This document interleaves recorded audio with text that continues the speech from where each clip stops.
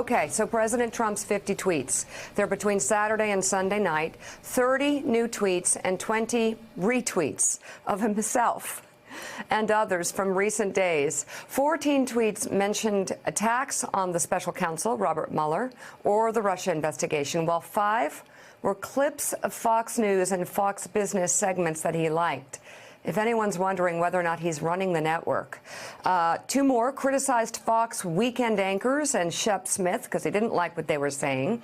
And 5 tweets defending, get this, Fox host Judge Jeanine Pirro, whose show did not air this weekend. Many think that she was suspended after the network condemned her attack on Muslim women covering their heads, saying it was antithetical to the United States Constitution. Let's stop right there for a second. Stop John right Meacham, we do. Soul of America. Thank God for small blessings in this battle for the soul of America, and good for Fox News for not having Jeanine Pirro doing the on right thing after a racist attack, and that really an un-American attack, suggesting that somebody, I mean, it is actually somebody who calls herself a judge actually attacking a First Amendment protection, which this country was really founded on. This is why the Pilgrims came to America. I mean, it is the foundation of this great republic, and she was, of course, attacking freedom of religion. But then Donald Trump has all these tweets to protect Jeanine Pirro, and far more tweets than he put out regarding the slaughter in New Zealand. Right. Well, the religious liberty was called the first freedom because it was, in fact, one of the driving impetuses to get us across, get many people across the Atlantic. George Washington, in that letter, famous letter to the Hebrew congregation in Newport in 1790, said that the point of the government of the United States is to give to bigotry no sanction, to persecution no assistance. And he quoted Micah saying that people should be able to come here and sit under their own vine and fig tree, and none shall make him afraid. I was particularly struck by the women of color question because one of the great moments of George W. Bush's 10 days or so after 9/11. We remember the cathedral, we remember Ground Zero. Yes. But people should go take a look at his remarks at the mosque in Washington, because he was disturbed by reports that women of color were being harassed, I think particularly in Michigan. He goes and gives a really remarkable from-the-heart statement about just this. And if you want to go to what Mike said about Bill Kristol, you therefore have a president who in the last 48 hours or so has attacked the last president of this party in de facto way, a nominee of this party in Senator McCain on the anniversary of his being released from captivity. And I know that, I know you get this far more than I do. People say, well, why do you talk about these things? Just ignore him. But ultimately, you can't ignore him, right? Because then it totally takes hold. And I think that if anything, if one of my children sent 50 tweets, I'd take the phone away. And I think that's the way most people would view this. I think we have to call it for what it is, which is he is unstable. He's a bad actor in the life of the Republic. And that's not reflexively partisan. It's not ideological. I think at this point, reason and data and experience would lead you to that conclusion. Well, and he also is a champion of white supremacists. And if you don't believe me, Catty K, just ask white supremacists across the globe, whether you're talking about David Duke, who has praised him consistently for talking about his version of nationalism, for after Charlottesville, David Duke praised him, saying that this is as good as we could expect from an American president. Actually, talking about moral equivalency between neo-Nazis and protesters, and then of course, you actually have the killer in New Zealand saying that Donald Trump is a champion of white nationalism and an inspiration. Yeah, and we've seen that from the 2016 campaign right up until today, when there's been a spike worldwide in attacks and hate incidents inspired by white nationalism, inspired by anti-Semitism. And in several instances, law enforcement agencies have said that they've gone back through the social media posts of these people and that they have found specific references to Donald Trump and how Donald Trump has given them some sense of succor. Mick Mulvaney, over the course of the weekend, saying how many times do we have to say that the president is not a white nationalist, and that the president, after Charlottesville, having given one speech, then gave another little impromptu speech in which he said white nationalism should be decried, the KKK should be decried. But it would be very easy for this president, as leader of the free world, to come out and say more on that, and more in that vein, because what the white nationalists are hearing are the other things that he's saying. They're hearing the things about invasion, they're hearing the things he's saying about immigration, the things that he's saying about Muslims, and they're taking their comfort from that. Yeah, well, and I mean, you look at the situation, and Richard Haas, this is a president who not only refused to talk about white nationalism after this latest attack, which was inspired by white nationalism, and the killer said that Donald Trump was his inspiration. But you also have a president who refused to say anything after Charlottesville other than preaching moral equivalency. You have a president who refused to talk about problems after the pipe bombing in Pittsburgh. You have a president who refused, after the kill list was made of Democratic leaders, from the Coast Guard lieutenant and members of the media, the president refused to condemn that Coast Guard lieutenant. Republicans refused to condemn that Coast Guard lieutenant. And now we have a slaughter in New Zealand, 50 Muslims slaughtered while worshiping. President once again refusing to call white nationalism by its name, and of course even tweeted out that we all needed to be fearful because he had people on his side in the military and law enforcement and bikers for Trump who, if they decided to turn ugly, would get very ugly very fast. Seriously, I know we aren't supposed to compare Donald Trump to historical figures, but seriously, that's tearing a page straight out of Mussolini's playbook, saying I'm going to use the military and I'm going to use gangs to go around and beat up people who are my enemies. You have a couple of reactions to all of it. One is that it's not just what a president says and does, Joe, and it's also what a president doesn't say and doesn't do.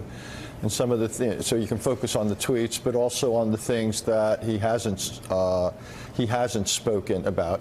It's a reminder that the president is not just the commander-in-chief. He's not just the head of government and the chief policymaker, but he's also the head of state. And he's supposed to represent the country. He's supposed to represent the society. He's supposed to represent the nation in the largest sense of the word. He's supposed to speak for our collective character.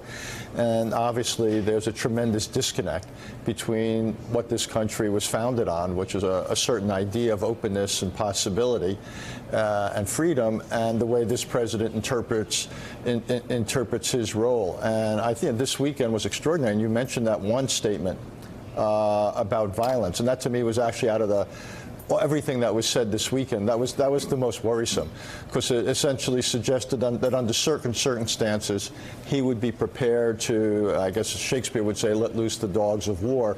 But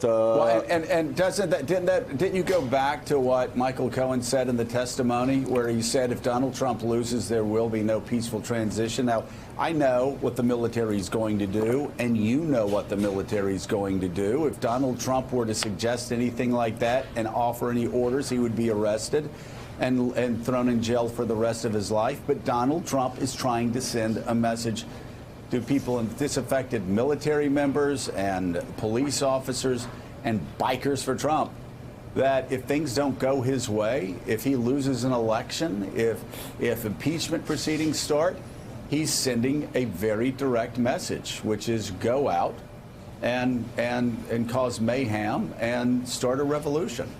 No, that to me, again, out of everything that was said over the last few days, that was the most, if you will, I guess the generous legal phrase would be extra constitutional. Let's just be straight. That was by far the most worrisome message, to seem to legitimize illegitimate action if things didn't go his way or the way his supporters wanted. out of so many. President Trump also spent the weekend lashing out at Republican Senator John McCain, who passed away last August after battling an aggressive brain tumor. On Saturday, the president tweeted a quote from former independent counsel Ken Starr, saying, "Spreading the fake and totally discredited dossier is unfortunately a very dark stain against John McCain," referring to a dossier that allegedly included information linking Trump to the Russian government.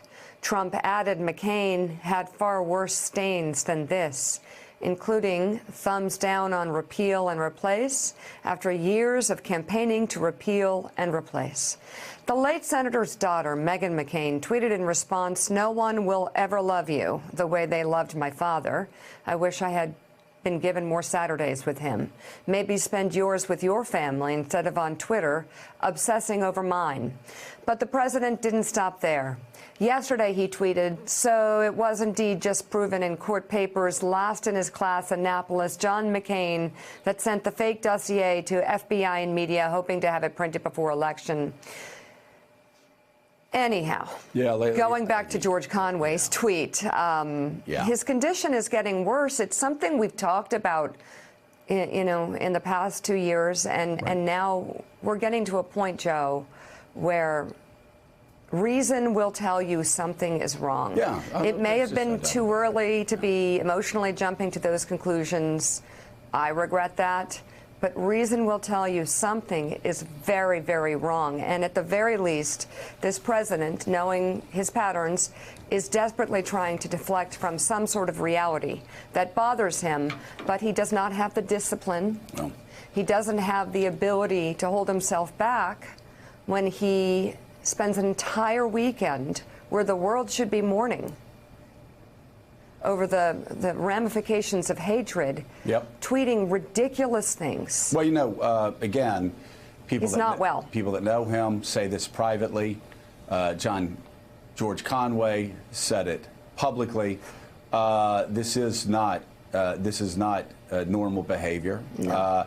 It's abhorrent. We wouldn't accept it from our children. It's abhorrent behavior, and it's so incredible that the people who still blindly stand by Donald Trump and say what's wrong with Donald Trump and he's great. No, the media is just after Donald Trump. You just look at their children and you wonder. This is the example that their children are being given from their parents, and you wonder how those kids are going to grow up. How's the generation going to grow up? We've already talked about, and we're not going to get into it here, the impact that Bill Clinton had and 98 and 99 on middle schools and high schools across America. You and I saw that personally. Yeah, I know. I do worry about and very concerned about the impact that parents who sit by and continue to raise up a man who lies every day, who besmirches people's character every day, who does the opposite of every single thing Jesus talked about in the Beatitudes. And look them up in Matthew if you'd like to,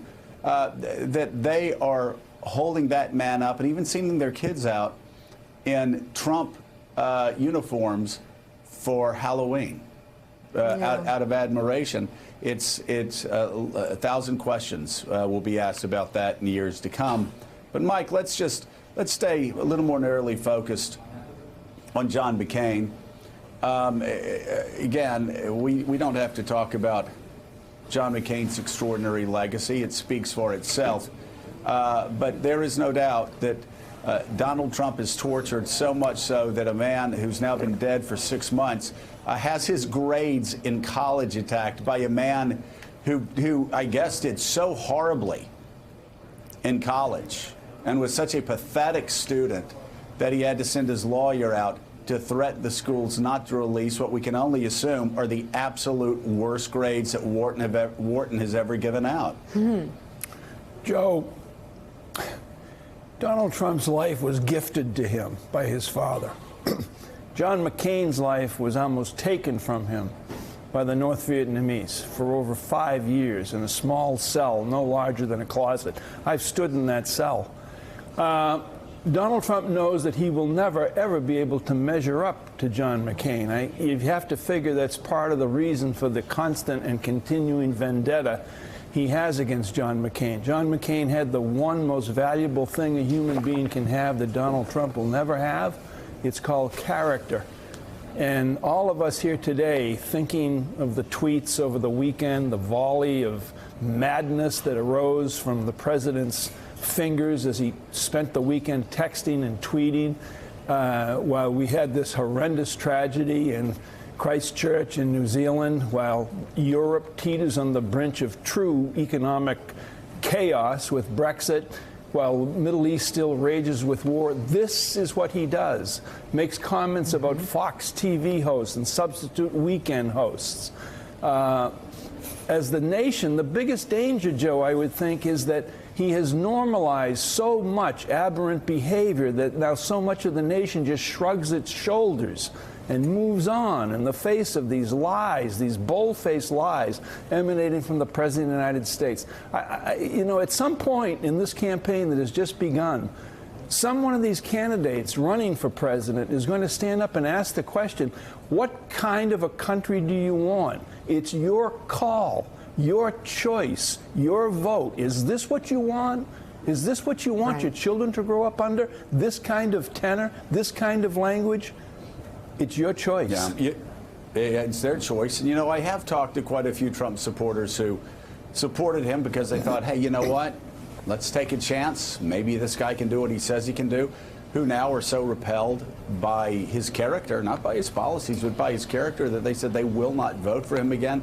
That is out there. It's another reason why this man will never be, just write it down, never be reelected president of the United States unless the Democrats just make a colossal error in who they choose to be their nominee. But Katty K, really briefly, again, drawing one last distinction between John McCain and Donald Trump. Donald Trump's daddy gave him $200 million, which he frittered away, made horrific investments, the worst deals ever, ended up $9 billion in debt.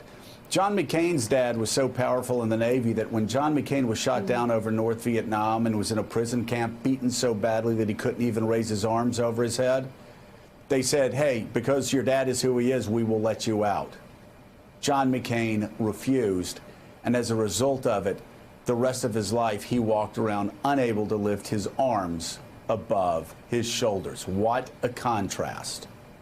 Yeah, character makes the man, right? And John McCain showed that all through the course of his life. One thing that has been said consistently about Donald Trump, that's been written about him by his biographers, is that he will find any loophole in the law and he will push that as wide as he can in order to advantage himself. And that's been a consistent pattern of his time in business and of his time in politics, to subvert the law's normalcy in order to benefit himself. And that was the shocking thing. I remember looking at those tweets yesterday morning and thinking, wow, after 2 years, Donald Trump still has the capacity to shock us. We thought we'd got kind of inured to it, but I think this weekend all of us had a wake-up call. Yeah. The lead takeaway from the president's tweets this weekend comes from Kellyanne Conway's husband. George Conway tweeting, the president's condition is getting worse. Thanks for checking out MSNBC on YouTube, and make sure you subscribe to stay up to date on the day's biggest stories. And you can click on any of the videos around us to watch more from Morning Joe and MSNBC. Thanks so much for watching.